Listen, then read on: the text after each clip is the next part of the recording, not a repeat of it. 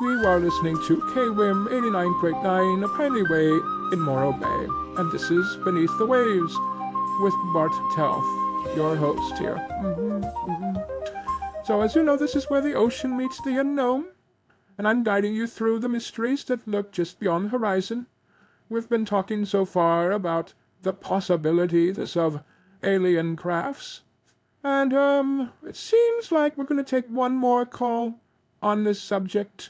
Not of shaky people have been calling in regard to seeing craft. Maybe we'll find some more stable people with some of our other subjects, but I highly doubt it.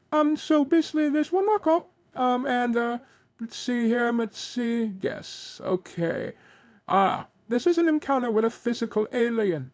So this should be interesting. Is it a hoax? A hallucination? Or could it be the real deal? Let's find out together right here. Right now. All right. And you are, there? Man, I've got a story for you.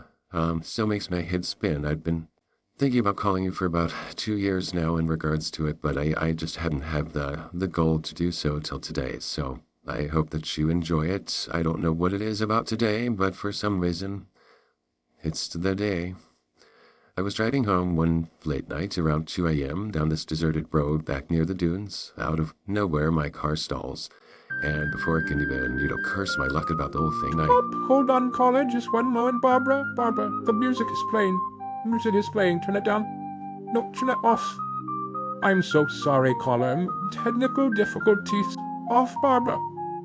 Off. Perfect. Okay, I'm sorry, caller. And I'm sorry, give me your name again. I didn't see we caught it in the beginning. I'm so sorry about the interruption. Oh, that's okay. I couldn't hear it on my end, so I hope it wasn't too big of a deal. But my name is Oliver.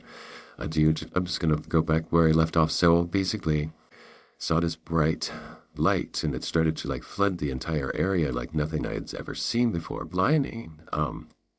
It was almost hypnotic. Next thing I know, I'm outside of my car staring at this massive silent craft just hovering above me, and I can't move, I can't speak, I'm just frozen. Then everything goes dark. Last thing I remember is this low hum, and this kind of weird vibration going through my entire body. And I had this strange sensation like I was going to faint, but I was also floating, and kind of like when you're in that weird twilight state when you hit the snooze button, and you're like, I'm going to just sleep a little bit longer, but you're kind of awake, but you're definitely still sleeping and dreaming. It was kind of like that. Like it felt very close to that. Almost for a moment, I think when I look back on it, I thought I was going to be sleepwalking, but I definitely didn't. So when I finally came to, after everything went dark, I wasn't in my car. I wasn't even in the same area. I wasn't even in the dunes anymore. I was in some random apartment, lying on the couch, like I had been there all night. I mean, my body had gone into almost like a REM sleep state. Like my entire body was relaxed when I opened my eyes, and I looked around. I was like, oh, it was a dream. Maybe I was just sleepwalking, but no, it wasn't that, because I'm in a house with different people's pictures on the wall. I see posters of bands I'd never even heard of. I smell incense and weird candles. I don't know where I am. So I felt really disoriented, and I got really scared. So I got up and I started to kind of stumble out of the doors.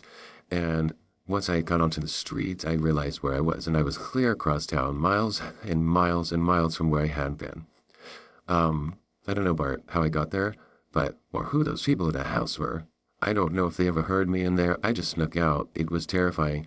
I don't know what was going on in there, but whatever that craft did to me, wherever it took me, I don't know. All I know is something happened that night, and it's something I can't explain. And ever since, I've been feeling like I'm not quite myself, and part of me is still waiting for them to come back, and that part of me is kind of lost in that light, and I don't want them to come back, but I also do want them to come back, but I also don't want them to come back. It's one of those kind of funny things where it's like, do, don't, I don't know.